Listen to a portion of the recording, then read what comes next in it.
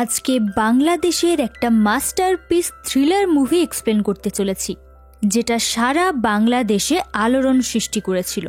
একজন সাধারণ মানুষ রোজ দিন চেহারা বদলে এমন কিছু করে বাংলাদেশের জেলে, যা ভাবনারও বাইরে ছিল।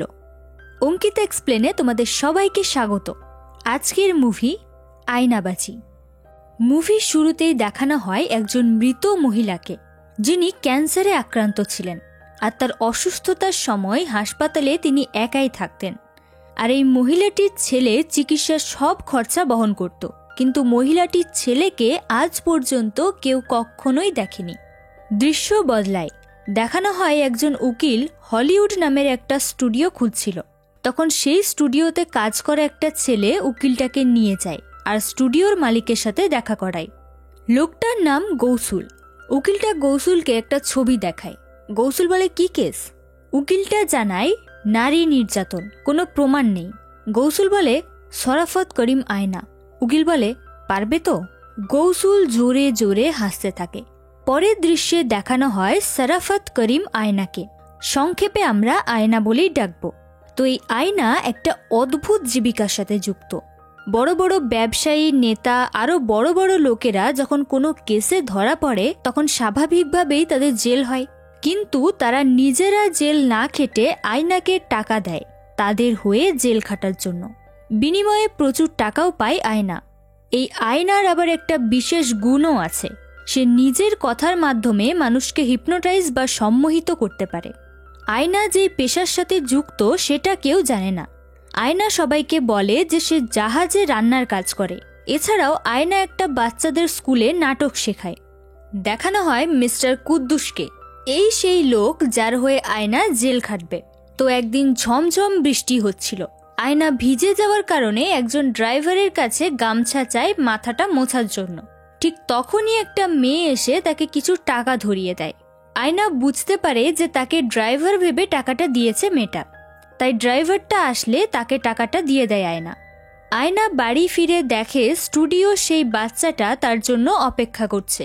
আয়নাকে একটা খাম ধরিয়ে সে চলে যায়। কুদ্দুসের ছবি সহ ঠিকানা ছিল সেই খামের মধ্যে। দেখানো হয় এই মেয়েটাকে, নাম রিদি।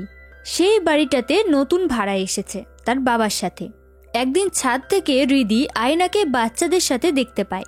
এদিকে আয়না বাচ্চাদের বলে যায় যে সে আবারও জাহাজে যাচ্ছে, তার আসতে প্রায় 3 মাস মতো সময় লাগবে।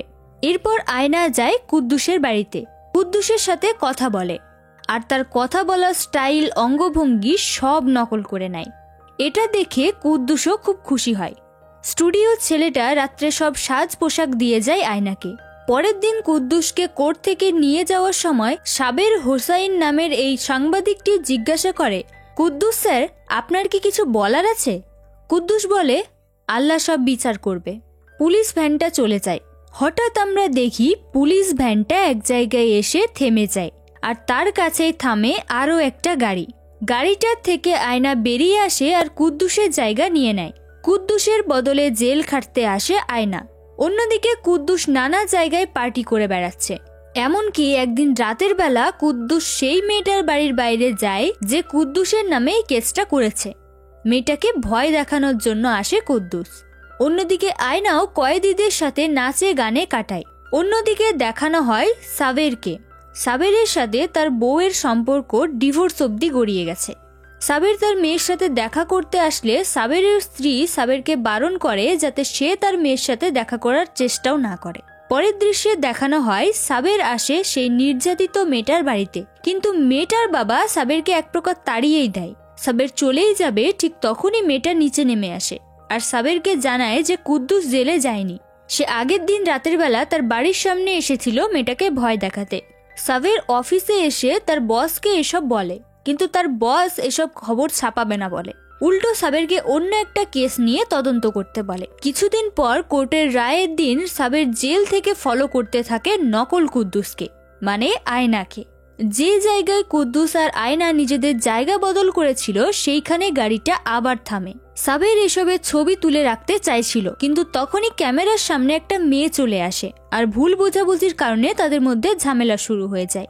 সেই সময় কুদ্দুস আর আয়না আবার তাদের জায়গা বদল করে নেয়। সাবের দেখতেও পায় না কিছু। গাড়িতে যেতে যেতে কুদ্দুসের একটা লোক আয়নাকে সাবেরের ছবি দেখিয়ে বলে যে সাবেরের থেকে যেন সে দূরে থাকে। আয়না বাড়ি ফিরে ফ্রেশ হয়ে বাচ্চাদের স্কুলে যায়। তখন তার পরিচয় হয় হৃদির সাথে। কথাবার্তা বলে হৃদি তার নিজের ভুল বুঝতে পারে। সে যে আয়নাকে ড্রাইভার ভেবে টাকা দিয়েছিল সেই ভুলের কথাই বলছি। এরপর থেকে প্রায় সময় বাজার করতে আসলে তাদের মধ্যে দেখা হতো। ধীরে ধীরে তারা কাছেও আসতে থাকে, একে অপরের প্রেমে পড়ে যায়। একদিন হৃদি আর আয়না দোকানে খাবার খাচ্ছিল। তখন সাবের আসে আয়নাকে খুঁজতে। আয়না কোনো রকমে লুকিয়ে সেখান থেকে পালায়, কিন্তু সাবেরও নাছোড়বান্দা। সে ঠিক খুঁজে বের করে আয়নাকে। আবার আয়নাও ছিল ভীষণ বুদ্ধিমান, তাই সে নিজের কথার জালে ফাঁসিয়ে সাবেরকে কাটিয়ে চলে যায়। সেই দিন রাতেই গৌসুল কল করে আরও একটা খুনের কেস নিয়ে। যে বাড়ির থেকে আয়নাকে কেসটা দেওয়া হয়েছে, আয়না সেই বাড়িতে গিয়ে বুঝতে পারে যার ওপর কেস করা হয়েছে সে শরীরেই বড় হয়েছে, কিন্তু তার ব্রেন এখনো বাচ্চাদের মতোই রয়ে গেছে। আয়না সেই ছেলেটার সাথে কথা বলে আর তার হুবহু নকল করে। ছেলেটার দাদা বলে যে সে 3 মাসের মধ্যে আয়নাকে ছাড়িয়ে আনবে। এদিকে সাবের সব জায়গায় আয়নাকে ফলো করছিল। পরের দিন আয়না সাবেরকে ফাঁকি দিয়ে বেরিয়ে পড়ে তার কাজে। সাবেরও ফলো করতে থাকে আয়নাকে, কিন্তু মাঝ রাস্তায় দুটো চোর আয়নার অটোতে ওঠে আর কিছুটা দূরে যেতেই আয়নাকে মেরে রাস্তায় ফেলে দেয়। সাবের আয়নাকে নিয়ে হাসপাতালে আসে। আয়না আগের থেকেই বুঝতে পেরে গেছিল যে সাবের তাকে ফলো করবে, তাই সে আগের থেকেই প্ল্যান বানিয়ে রেখেছিল। হাসপাতাল থেকে সাবেরকে ফাঁকি দিয়ে বেরিয়ে সে চলে যায় জেল খাটতে। এদিকে সাবের আয়নার নিয়ে খোঁজ খবর নিতে আসে আয়নার বাড়ির সামনে একটা দোকানে, কিন্তু দোকানের লোকটাও জানায় যে আয়না জাহাজে রান্না করে।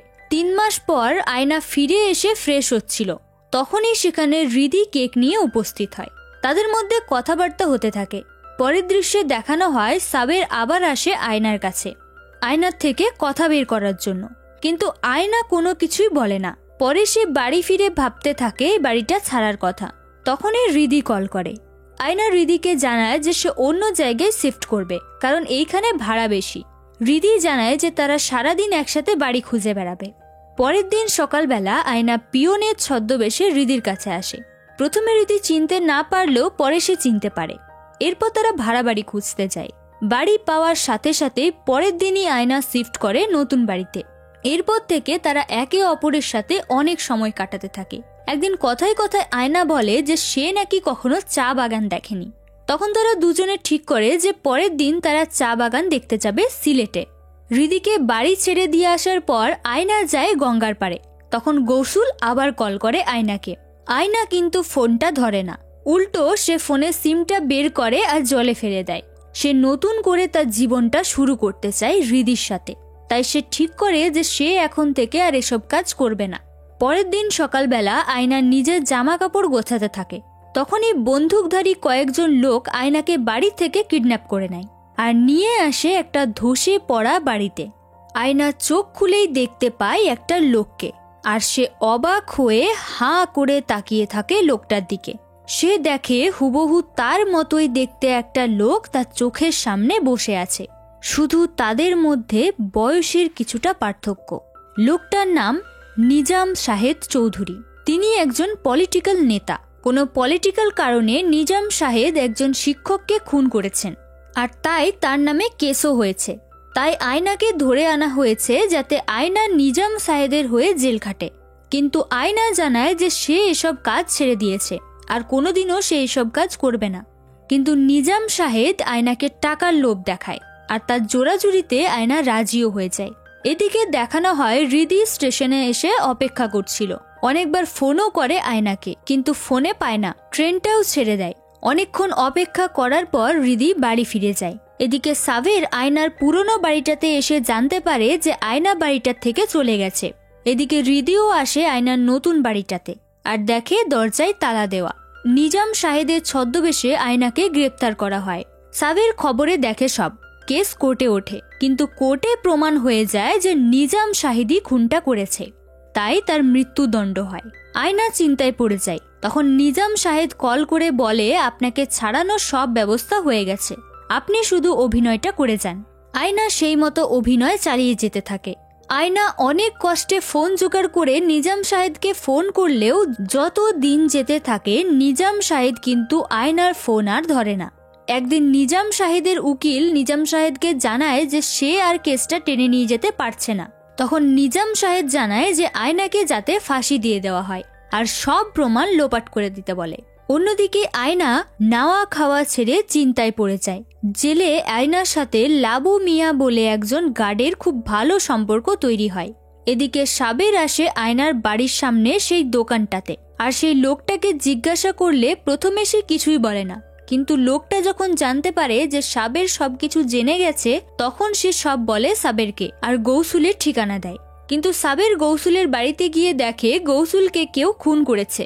সাবের খুব ভালোভাবেই বুঝতে পারে যে নিজাম সাহেদ প্রমাণ লোপাট করার জন্যই গৌসুলকে খুন করিয়েছে।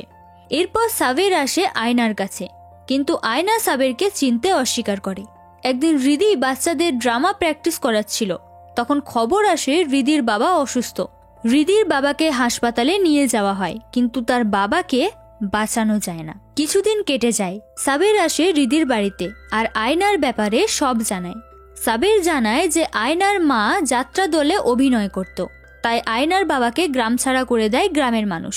আয়না তার মায়ের কাছ থেকে একটু একটু করে অভিনয় শেখে, কিন্তু 7 বছর আগে আয়নার মায়ের ক্যান্সার ধরা পড়ে, তাই চিকিৎসার জন্য আয়নার অনেক টাকার প্রয়োজন ছিল। কিন্তু এমনি এমনি এত টাকা তো আয়নাকে কেউ দেবে না। আর ঠিক তখনই আয়নার পরিচয় হয় গৌসুলের সাথে। গৌসুল আয়নাকেই কাজটা ধরিয়ে দিয়েছিল। আয়না প্রথম কেসে 3 মাসের জন্য জেলে যায়, কিন্তু প্রমাণের অভাবে 3 মাসের জায়গায় 3 বছর জেলে থাকতে হয় আয়নাকে। 3 বছর পর যখন সে জেল থেকে বেরিয়ে আসে তখন সে খবর পায় যে তার মা মারা গেছে। প্রথম দৃশ্যে দেখানো মহিলাটি হলো আয়নার মা। আয়না খুব ভেঙে পড়েছিল, আর তারপর থেকে সে এই কাজ করছে। এইসব শুনে রিদি যায় আয়নার সাথে দেখা করতে। রিদিকে দেখে আয়নার চোখে জল চলে আসে, নিঃশ্বাস ভারী হয়ে আসে। আয়না অনেক কিছু বলতে চেয়েও কিছুই বলতে পারে না। সে খুব ভালোভাবে বুঝতে পারে যে রিদি তার ব্যাপারে সবকিছুই জেনে গেছে। এরপর অনেকগুলো দিন কেটে যায়। একদিন লাবু মিয়া দেখে আয়না কারোর সাথে ফোনে কথা বলছে, তাই সে ফোনটা দিতে বলে, কিন্তু আয়না হাতটা সরিয়ে দেখায় যে তার কাছে কোনো ফোন নেই। এরপর আয়না আর লাবু মিয়া নিজেদের সুখ দুঃখের কথা একে অপরের সাথে শেয়ার করে। তখন আয়না সুযোগ বুঝে কথার জালে লাবু মিয়াকে সম্মোহিত করে আর জেলের ভেতরে আসতে বলে। লাবু মিয়াও আয়নার কথা মতো আয়নাকে তার নিজের সাজ পোশাক দিয়ে দেয় আর কয়েদি সেজে আয়নার জায়গা নিজে নিয়ে নেয়। আর আয়না লাবু মিয়া সেজে জেল থেকে বেরিয়ে যায়। কিছুক্ষণ পর একজন অফিসার এসে দেখে লাবু মিয়াকে জেলে রেখে কয়েদি পালিয়ে গেছে। সব জায়গায় শোরগোল পড়ে যায়। এদিকে আয়না সাবেরকে ফোন করে জানায় যে সে ছাড়া পেয়ে গেছে আর নিজাম সাহেদ কোথায় আছে সেটাও জানিয়ে দেয়। পুলিশ অনেক খোঁজাখুঁজির পর নিজাম সাহেদকে ধরে ফেলে। শেষের দৃশ্যে দেখানো হয় সেই স্কুলের বাচ্চাগুলো পারফর্ম করছে আর রিদি ও আয়না দাঁড়িয়ে সেই ড্রামা দেখছে। মুভিটা এখানে শেষ হয়ে যায়। তো মুভিটা ভালো লাগলে একটা লাইক করে দিও, আর মুভিটা কেমন লাগলো কমেন্টে অবশ্যই জানিও। আর আমার চ্যানেলে নতুন হলে চ্যানেলটাকে সাবস্ক্রাইব করে দিও। দেখা হচ্ছে পরের ভিডিওতে। বাই।